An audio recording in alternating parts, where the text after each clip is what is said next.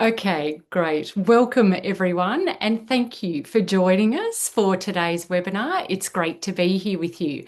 My name is Anne Simons, and I'm a clinical psychologist and senior consultant with AP Psychology and Consulting Services.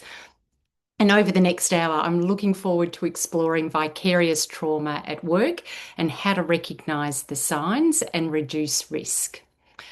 And to let you know, we'll be recording today's webinar for those who are unable to attend but would like to view it afterwards. So whether you work in HR, people and culture, health and safety, risk management, leadership, or in a role that involves exposure to distressing stories, traumatic events, or human suffering in some way, today's topic is highly relevant.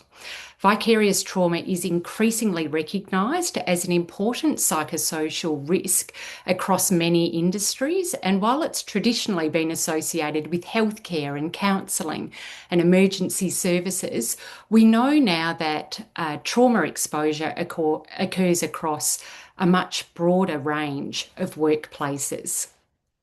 So today we will be exploring how to recognise early warning signs, how to understand when exposure may become a workplace risk, and we'll discuss practical ways organisations can prevent harm and strengthen resilience through an integrated approach. Given the numbers that we have present on the webinar today, we won't have an opportunity to take questions along the way. However, please do feel free to get in touch with us with your questions afterwards. I'll be sharing a link, a QR code for that later in the session. And I do have some reflection questions for you along the way. So I encourage you to consider these in terms of how they apply to your unique work setting and the role that you're in. So, AP Psychology and Consulting acknowledges the traditional owners of country throughout Australia and their connection to land, sea, and community. We pay our respects to elders, past and present, and extend that respect to all First Nations peoples here today. So, to tell you a little bit about us at AP Psychology and Consulting Services before we get started, psychological health and safety is our specialty, and we've been providing these services for almost 16 years now, working with a really wide variety of organisations. And the main thing that we really stand for is creating psychologically healthy, safe, and thriving organisations, and offering very tailored services which are grounded in the latest research and very much aligned with work health and safety legislation as well as the international ISO standards. So we help organisations to address risk, and we've got our own validated assessment tool that we can use to assist organisations to do that.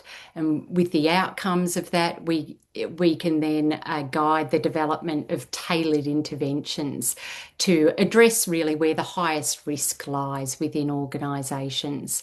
And we can follow through that process from beginning to end with you to look at how to embed strategies to manage risks. In addition to this, we offer other training solutions for leaders and teams to build skills for psychological health and safety, and we offer a range of digital solutions too, including some scalable tools to measure, educate, and embed best practices in daily operations, including a suite of e-learns and video resources.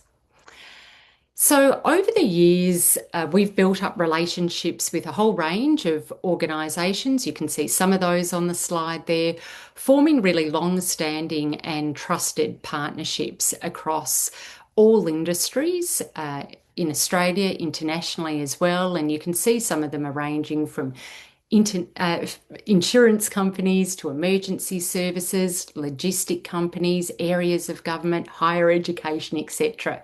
But when you see all of these organisations here, it's really telling us that across Australia, psych health and safety, it's a really important issue to businesses and organisations of all sizes. and all industries. It's not just an industry specific matter.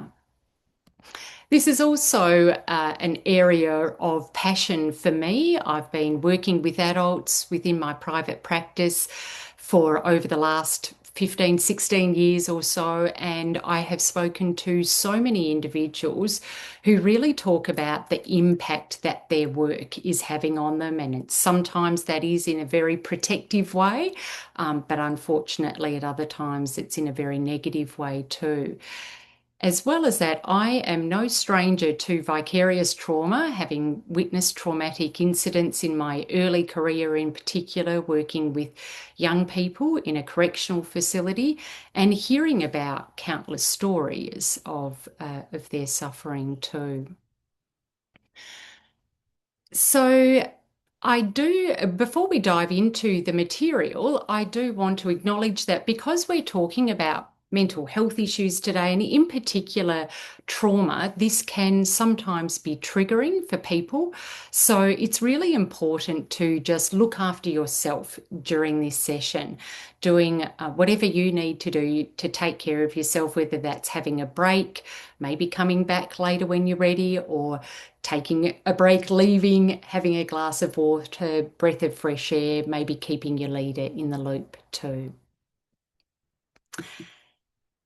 So, I'll give you an overview of what we'll be covering today. So, initially, we'll be unpacking this term, vicarious trauma, and then distinguishing it from some related concepts like compassion fatigue and burnout. We'll be exploring specifically how vicarious trauma shows up in the workplace so that we can better recognise the signs, hopefully sooner rather than later. We'll talk about why the issue really matters for well-being, teams and organisational outcomes. And we'll look at what we can do to mitigate the risk of vicarious trauma at that organisational level, as well as some practical strategies to reduce the impact of it at that individual level. So, in other words, how can we support ourselves? So let's dive in now to really unpacking this idea of vicarious trauma. And I'd like to begin with a bit of a question to you, just a reflection question, thinking about your workplace for a moment. Who in your organisation is exposed to distressing information and stories, human suffering, violence, abuse, crises, confronting material, details of severe physical injuries, investigations of serious assaults or other traumatic events? So, traditionally we have thought of child protection workers, psychologists, social workers, or emergency responders as being exposed to vicarious trauma. But here we're really acknowledging the breadth of this exposure. So, what about family violence practitioners, claims managers, workplace investigators, customer service staff handling distressing complaints, journalists investigating traumatic incidents, lawyers reading victim statements, teachers exposed to crisis situations, managers supporting employees through crises. So, really, the reality is that trauma exposure is often hidden to a degree in our everyday work. And if your job involves hearing about or witnessing or responding to other people's suffering, trauma may be entering your workplace every day, even if it isn't happening directly to you.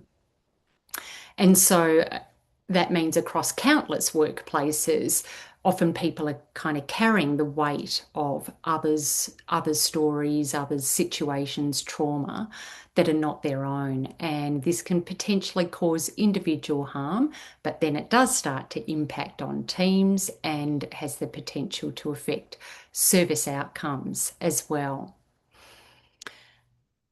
So, in terms of that definition of vicarious trauma, then it really refers to the indirect trauma exposure and the resulting psychosocial impacts. So, that's exposure to actual or threatened death, serious injury, or sexual violence by way of witnessing the event as it occurred to others, or experiencing repeated or extreme exposure to aversive details of the event. So it really describes an experience, feeling, or action that you get indirectly by imagining, watching, or reading about someone else rather than that event occurring to you. Vicarious coming from the Latin word substitute. And think about the other ways you might tend to use the word vicarious in everyday life. So you're heading off on an overseas trip and your friend says to you, "Oh, send me lots of photos so I can live your life vicariously." In other words, so that I can mentally transport myself there, so I can imagine what it feels like to be there. And this is kind of, in essence, what's happening to us with vicarious trauma. That traumatic experience isn't happening to us, but it's the description, the sensory input that we receive around it, what we're seeing, hearing. We're imagining ourselves there, and our brain is sometimes reacting in a similar way to what it does with direct trauma exposure. It can also be helpful for us to pause for a moment and be clear about what vicarious trauma is not. So, emotionally charged or intense or difficult conversations in the workplace. These might be related to some particular psychosocial hazards in the workplace, like strained interpersonal relationships or poor support. And they certainly warrant attention if they're impacting, but it's not trauma per se. It's good self-awareness, though, to know when something is triggering for you and to know when it's really rattling you, affecting you more than usual, or maybe taking you back to past difficult experiences. It can also be really helpful to distinguish vicarious trauma from compassion fatigue and burnout. I'll go into a description of these in a moment. But while compassion fatigue and burnout can definitely affect our well-being and our work performance as well, they're not recognised within Australia's workers' comp and liability frameworks as a specific psychological injury mechanism. And in contrast to this, vicarious trauma arising from that indirect exposure to traumatic events and material is recognised under Australian work health and safety legislation as a psychosocial hazard. And this distinction is really important because it places that clear responsibility on the organisation to identify, assess and control the risks associated with trauma exposure. And the key point here too is that recognition of vicarious trauma as a psychosocial hazard really shifts the focus from it all being about individual well-being to organisational risk management. So employers have this duty of care to proactively manage the risk of harm arising from trauma exposure, just as they would any other workplace hazard. And this really requires an integrated whole of organisation approach, which I'll elaborate on a bit later. But it also represents a really significant shift we've seen in this space in the last few years, which is a clear move away from those sort of more reactive or tertiary approaches, or ones that place that emphasis back on the individual, making it all about self-care and personal resilience and personal responsibility, which has certainly been the tradition for a long time. But for a moment, let's stick with unpacking trauma so that we can really appreciate, why it's important to manage it effectively and not leave it up to that individual resilience. So it does really involve changes in how people think, feel, and experience the world as a result of engagement with or exposure to the traumatic material. And it poses a risk to the mental health of employees who are exposed, with that potential to contribute to psychological injuries and conditions such as post-traumatic stress disorder, anxiety and depression, and other stress-related mental health difficulties. So importantly, it's not a weakness, but it's a predictable human response to repeated exposure to trauma. And over time, people may experience these shifts in their sense of safety, sense of control that they have over things. It can be a shift in the degree to which they trust others. It can kind of be this more sort of general shift in views on humanity as well. So, for example, someone who was previously optimistic may feel increasingly negative, carrying kind of feelings of dread or foreboding. Someone who generally felt safe might become more hyper alert and on edge. Someone who trusted people may become increasingly suspicious or more withdrawn. And so these shifts can occur very gradually over time.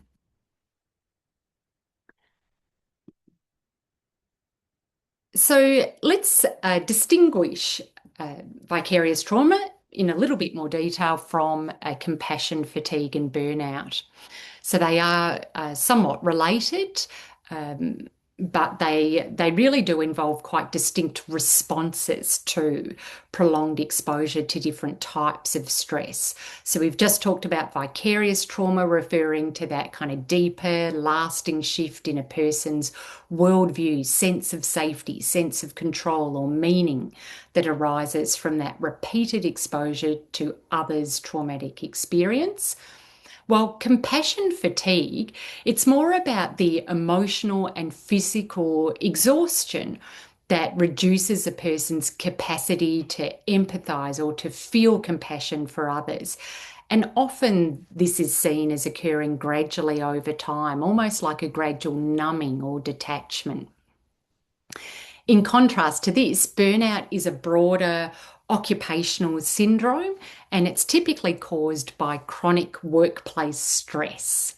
And that can be things like a combination of maybe high workload combined with I've got a low control over how I carry out the tasks associated with my role. Or perhaps I'm also in a situation where there's some conflict in my role or lack of role clarity about, where the beginning of where boundaries kind of begin and end with my role.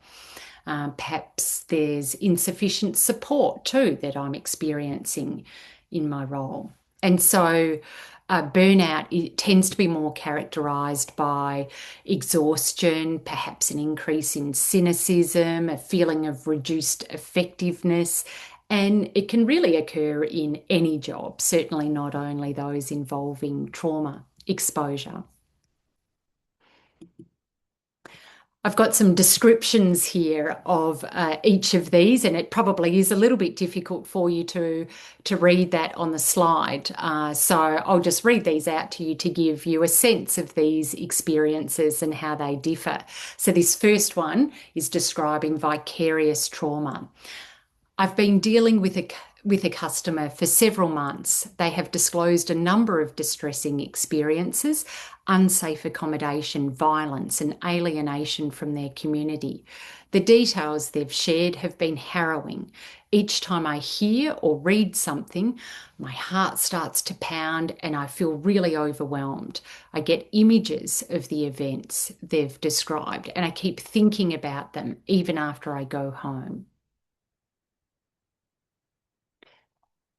The next one I'll read out to you is compassion fatigue, an example of compassion fatigue.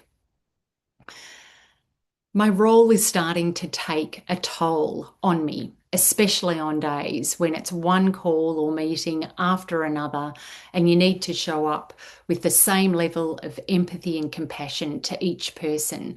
Sometimes I just feel numb to it, and I'm not sure if my empathy is real or not. And then this next one is describing an experience of burnout. I'm really struggling to continue in this role. I'm so tired and constantly feeling run down. I don't even want to get out of bed if I know it's a work day. The conversations I have each day are exhausting. I struggle to see the purpose in my work, even though I'm so committed to what I do. So that's just to give you a sense, really, of how they differ, but there's certainly very much an individual expression of these things. So we know that vicarious trauma, it's certainly attracting a lot more attention, and that is for a number of reasons. Part of this is certainly related to the legislative mandate to now manage it as a recognised psychosocial hazard. And leaders certainly carry the weight of responsibility in this area.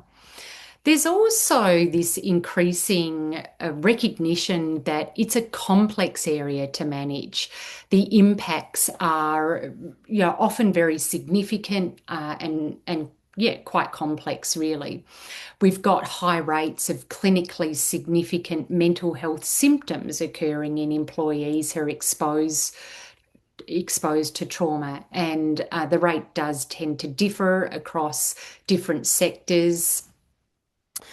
Emergency service workers certainly have comparatively high rates of post-traumatic stress disorder. And more generally, we've got very high rates of psychological distress in response to trauma exposure too. It's getting a lot of attention too because there's this increasing recognition that the signs can at times be hard to recognise. And this is because it can be quite complex. The onset of symptoms can be quite gradual.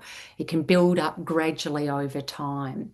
It also has these multidimensional impacts, which we'll talk about more, but it can affect our emotional, cognitive, behavioural functioning.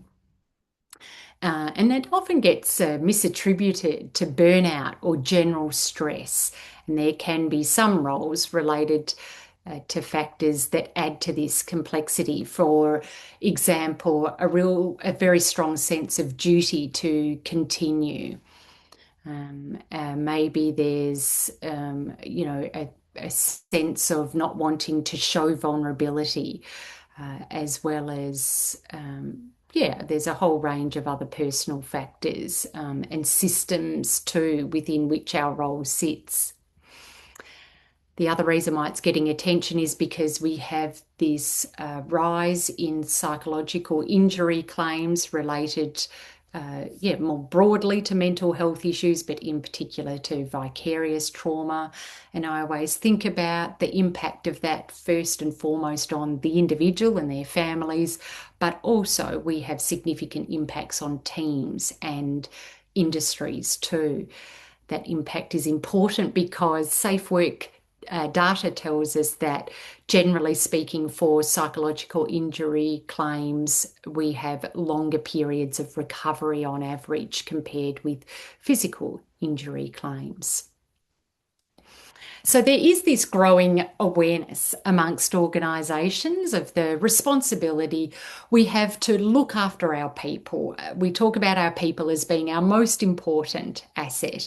And when we look after our people, not only do we get that enhanced engagement and creativity and innovation, we really know employees who feel cared about, who feel supported and valued, they're more likely to stay. And it makes sense, therefore, from a business point of view, in terms of cost savings around absenteeism, staff turnover, recruitment and training, etc.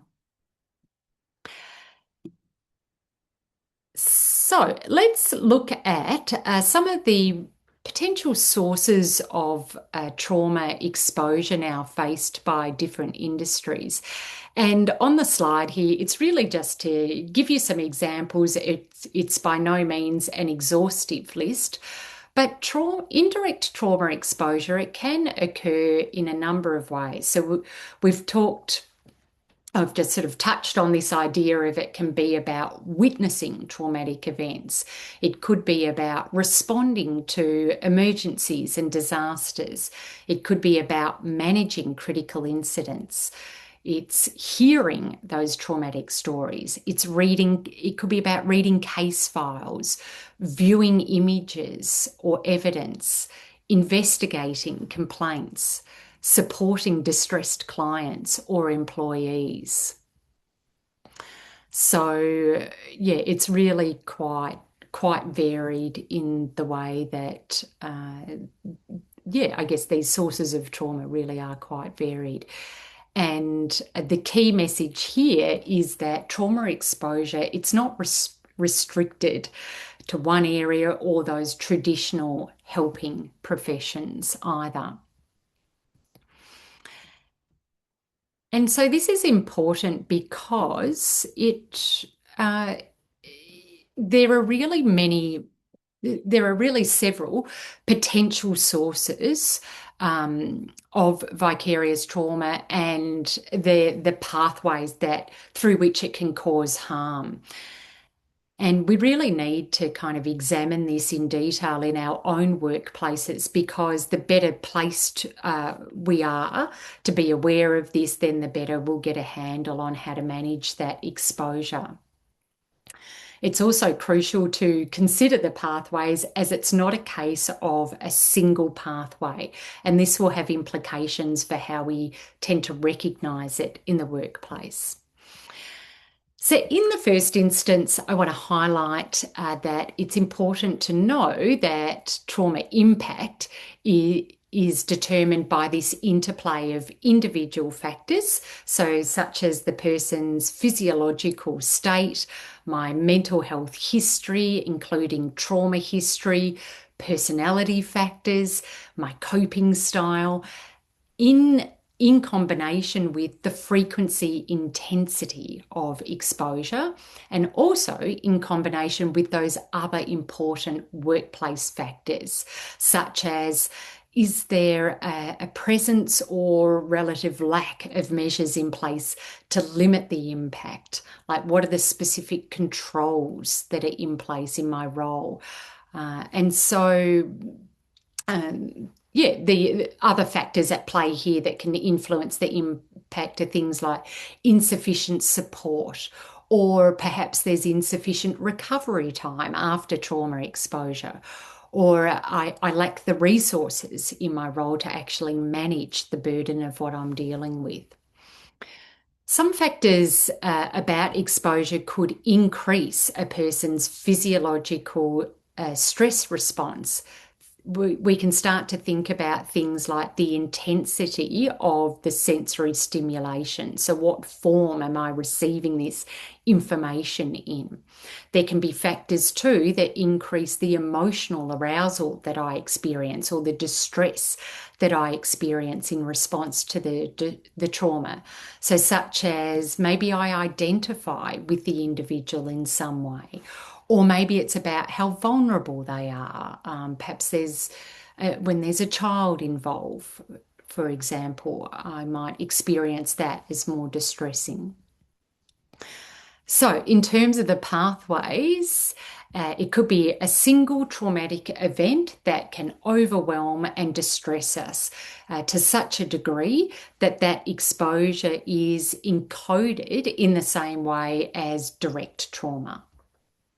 And I'll talk about what that looks like in a moment. But it could be through cumulative exposure. So that's that repeated exposures that initially don't impact terribly significantly, but start to accumulate over time.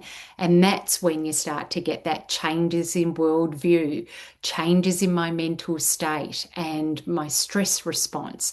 And that in turn, we can see how it will contribute to the development of mental health challenges over time. And this is where dose is important because what might seem manageable in the short term, because this is a routine part of my job that I'm kind of doing, it starts to impact over time with that build up. It's like a build up in our system. A further pathway that we sometimes underestimate is from moral distress. So, this is like an ethical tension between what I'm required to do in my role and those moral values that I hold.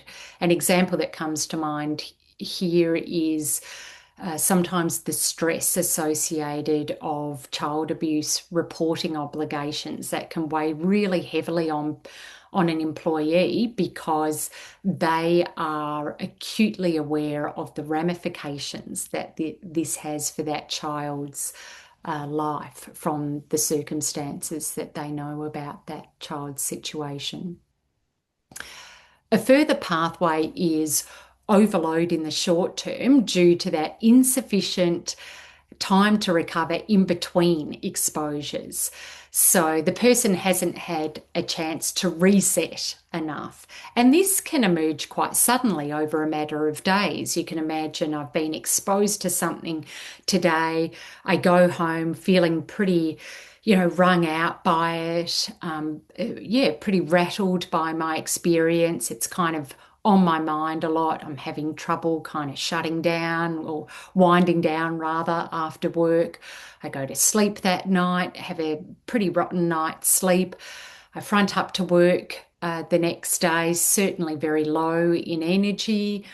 And I go straight into, taking another call or looking at further images or of something, and on the exposure goes. And so in quick succession, I've had multiple exposures and I can experience that short-term overload from that. A further impact is more related to the long-term physical impacts associated with being in a state of prolonged stress. And so this is when harm tends to result from the more physiological wear and tear on our body as a result of being in that state of chronic stress. And that's related to the body not turning off the stress response and fully returning to that normal baseline. So sometimes there can be these unrecognized, delayed reactions. And this is in part what makes it really challenging to identify those early warning signs. If the incident or the exposure has passed, it's harder to attribute then the impacts back to that event. And to a degree, this can kind of be confounded by the fact that trauma exposure is often or has often been normalised in our roles, which can make it even more challenging then to pick up on. It's kind of like it, becomes embedded in the cultural norms of a place. So, yeah, I'll just pose a question to you at this point, and this is more just one for you to contemplate. Just, yeah, just like you to think about for a moment, what are the various ways that you consult your people about how about how indirect trauma exposure is impacting on them? And I'll link that to yeah, what we'll talk about in managing the risk a little bit later. But for now, let's talk about how we recognise when trauma has been causing an impact. And it shows up in a number of different ways. As I was touching on earlier, we've got emotional impacts from vicarious trauma. We have impacting on our thinking. We've got potential impacts on our behaviour, on our physical health, and our sense of self. But it's very much an individual thing. So how one person tends to be impacted will differ from another. So two individuals might be exposed to the same traumatic material or traumatic situation. One person is relatively unaffected on this particular occasion, but the other person is quite impacted. And we can see how that sort of adds to this challenge of recognising signs. So listed here are some of the common experiences. Again, it's not an exhaustive list, but some of the emotional experiences might be quite abrupt in their onset, like increased anger, irritability, because the individual is finding it more difficult to regulate their emotions. The body and brain is instinctively acting to be more concerned with managing the trauma exposure, and so there's this reduced regulation of the emotions. Many of the changes in our thinking or our cognition, it relates to how the thinking and reasoning parts of our brain are temporarily less effective when the person is in a state of heightened emotional and physiological arousal. So instead, the alarm system in the brain is on high alert, in a state of readiness for further danger. Some of the behavioural responses reflect this high state of alert too, like that increased startle response of being a bit more on edge. And we can see how that's likely to impact on our sleep, while our nervous system is in this state of sort of heightened sensitivity. People often feel quite depleted in this state too, and that's where we can in turn start to appreciate the physical impacts. Become a bit more susceptible to that, next cough cold I'm exposed to. And so, there's those bodily responses as well. And then earlier, I just touched on some of those changes in sense of self that might be related to that reduced sense of safety. So when you hear about these, and there is a reflection question, and they're just asking you to ponder perhaps what symptoms have you experienced, we can really start to readily see how these experiences start to impact on teams, and therefore then start to have significant implications for organisational outcomes. So if people are more sensitive and emotionally more reactive and irritable, this can impact on the quality of relationships at work. It'll impact on how team members are communicating with each other. So this is where we start to see the signs of how it turns up or how it manifests in the workplace. I might be more sensitive to criticism or conflict or feedback that I usually am not overly sensitive to. I might be less inclined to collaborate with my fellow team members because I'm trying to manage the anxiety that I'm experiencing. I'm just trying to manage my mood, the thoughts I'm experiencing. I might be experiencing some intrusive thoughts or disturbing images. And so it's easy to then see how people's confidence can be eroded when they're dealing with all of this.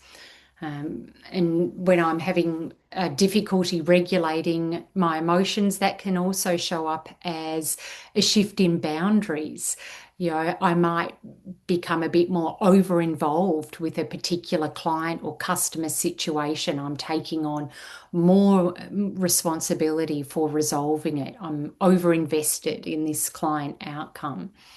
That might lead to me working longer hours, working overtime. Or conversely, I might become emotionally withdrawn from the situation, and this could be because I'm feeling overwhelmed by it. Perhaps that shows up as avoidance with particular clients, particular customers, particular situations.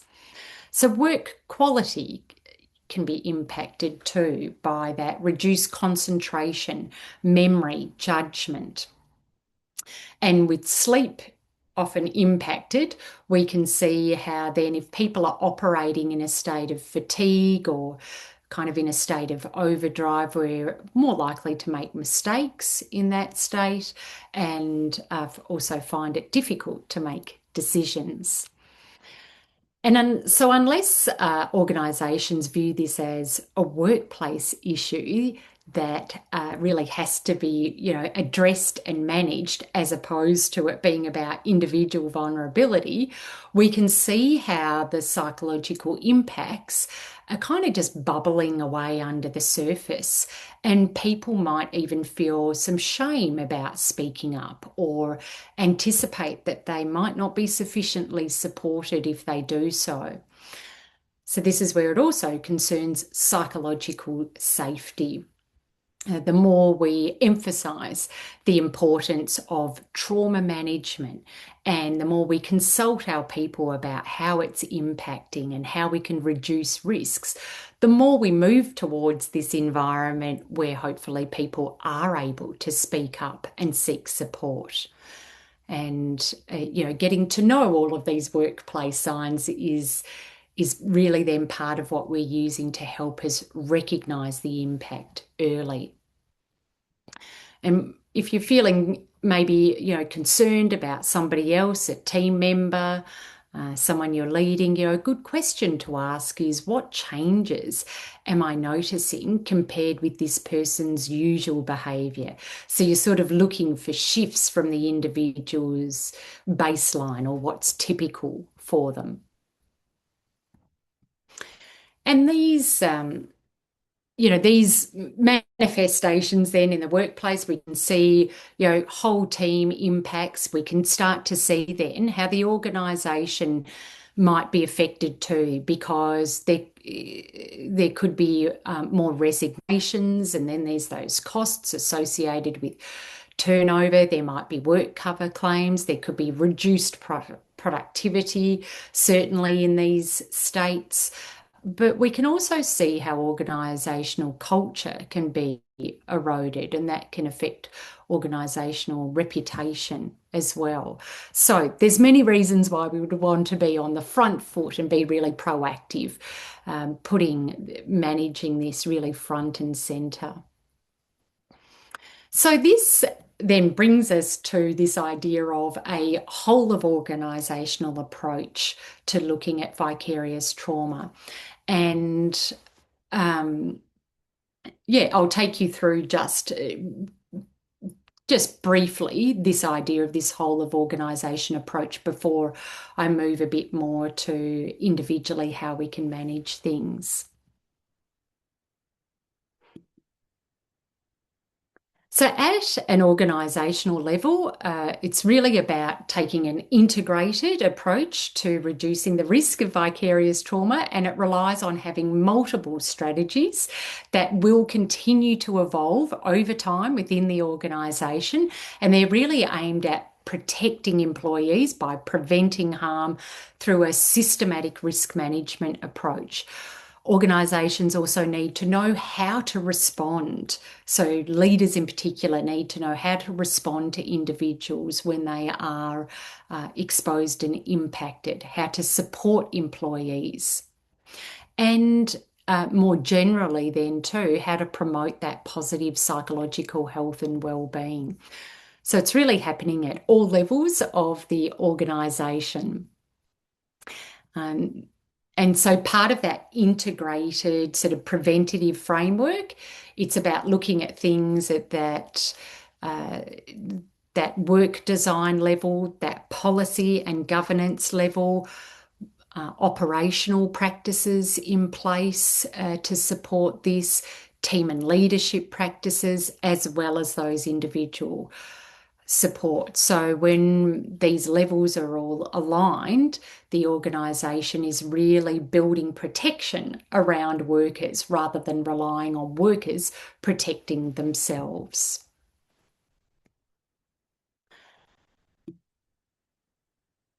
And so exposure alone doesn't automatically mean that it results in harm.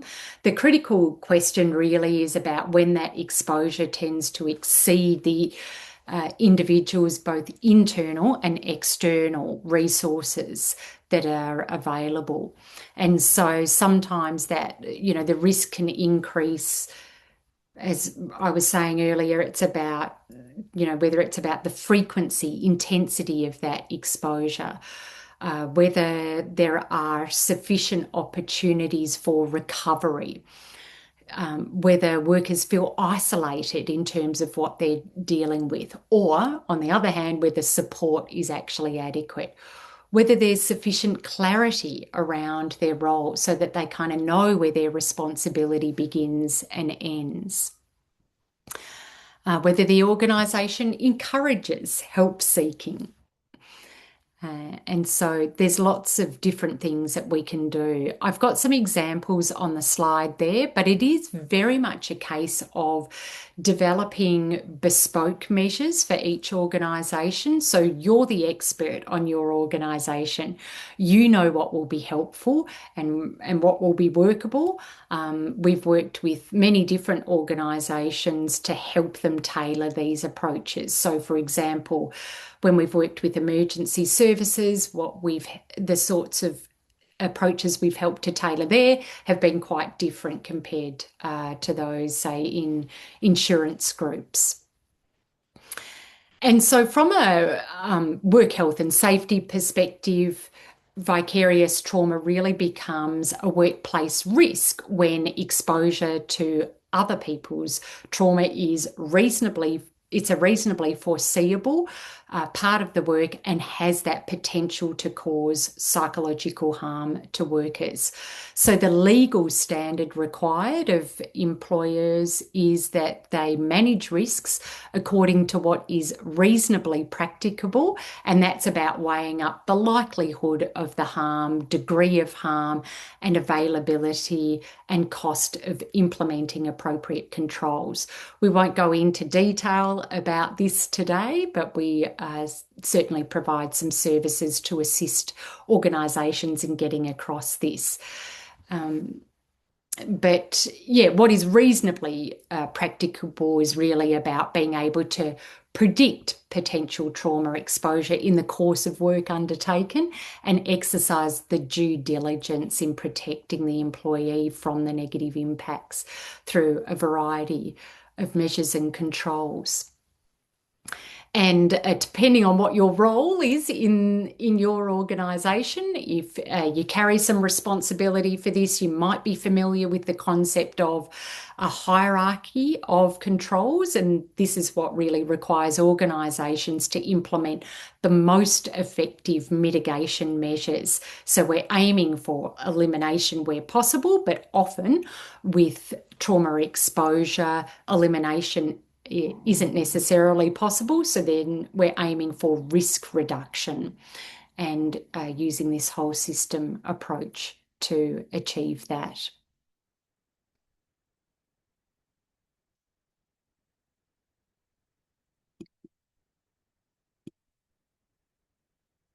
So I will move on to talking a bit more about individual as strategies now.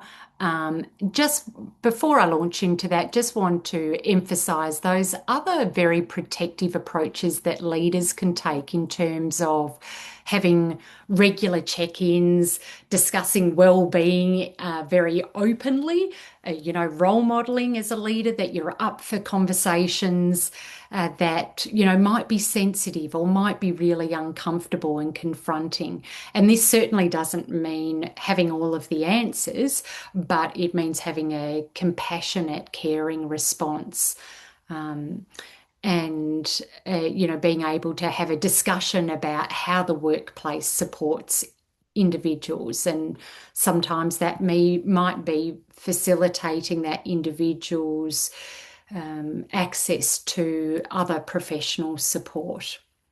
That can be a really important thing, but it's also that role that leaders have in terms of creating that psychological safety in the workplace. So being able to talk about it is a key part of that.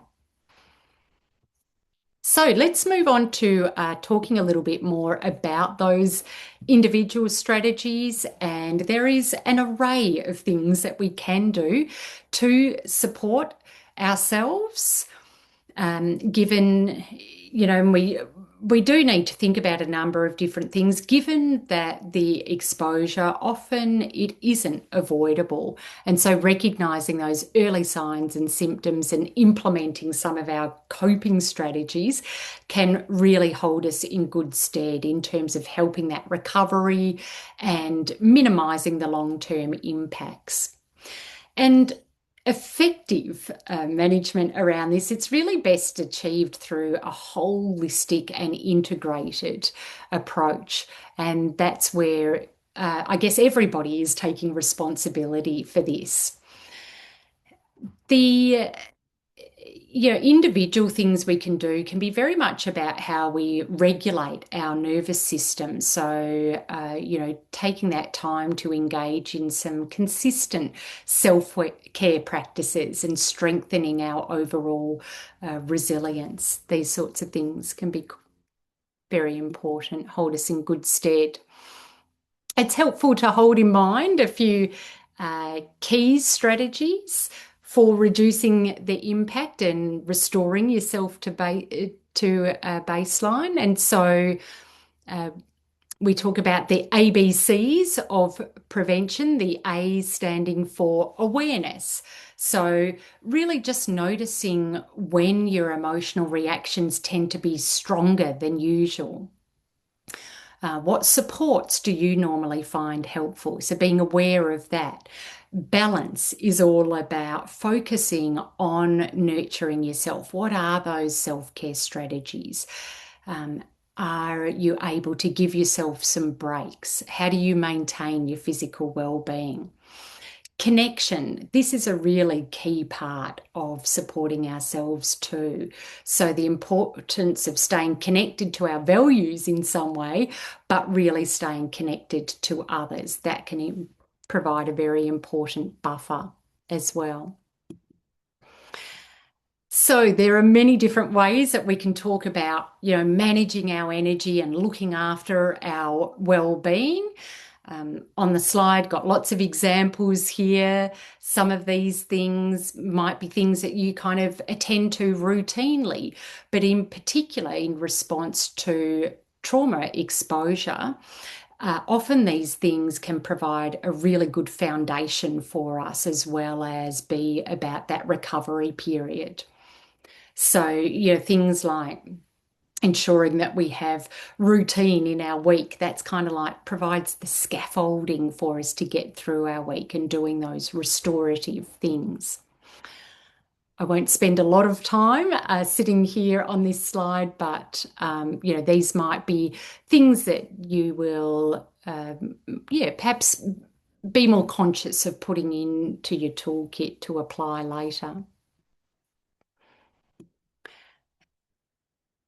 On some occasions, there might be certain things that we can do before we're exposed to a trauma if we're not always able to prepare ourselves for it, but if we are, if it is predicted that we're going to be exposed in a particular situation, we can sometimes do some things to just contemplate what's my emotional state right now? Is there any aspect of the situation that I might be able to prepare for so that I feel like I've got some more of the variables under my control, if you like.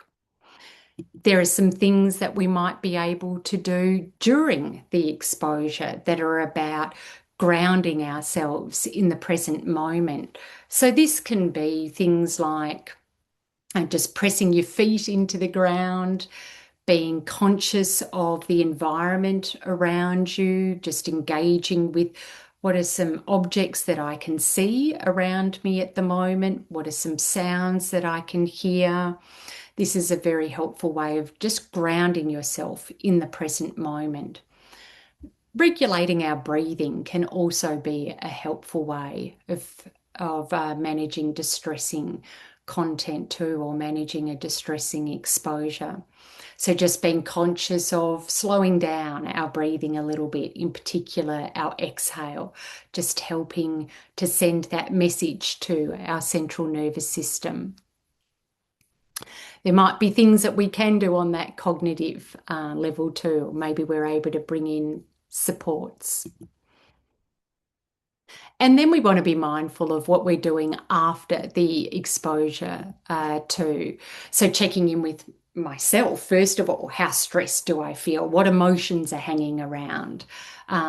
Who's available around me to offer some support? Do I want to debrief now? Would I prefer to do that later? So important to think about those things too.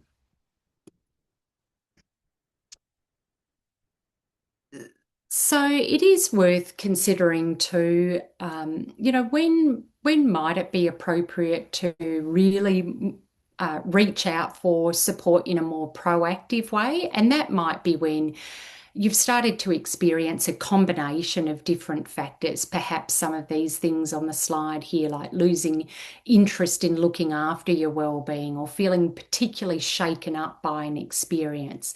And your sleep has started to become quite disturbed. You're reliving things. That might be a time where it makes a lot of sense to reach out for some professional support too.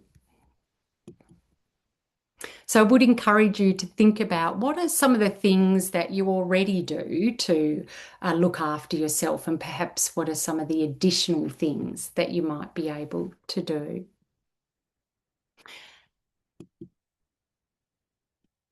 There are lots of great practical frameworks for looking after ourselves, including one called the 5 Ways to Wellbeing. This can be applied as much at that individual level as it can be applied at a team level too.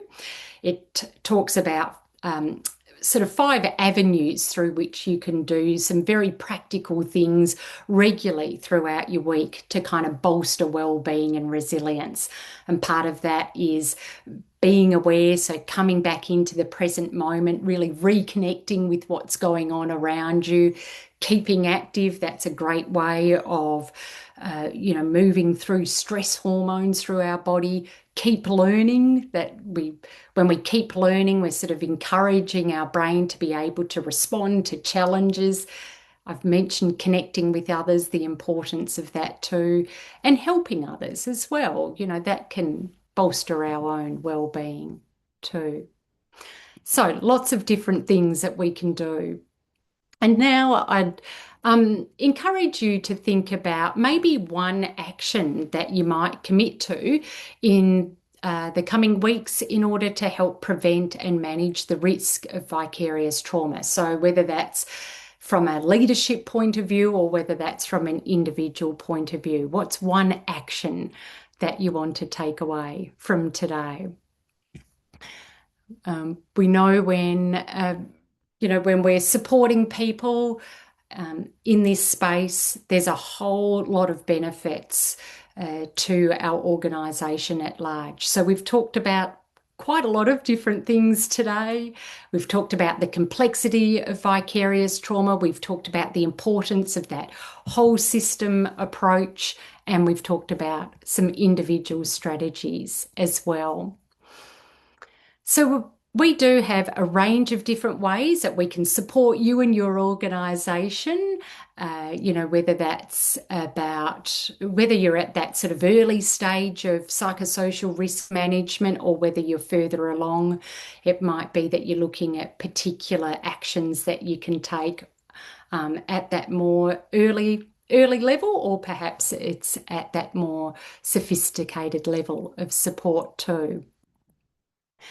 So I very much encourage you to reach out to us if you would like some support with this, and also if you have any questions from your individual perspective or from an organisational perspective, perhaps about solutions, please do feel free to get in touch with us.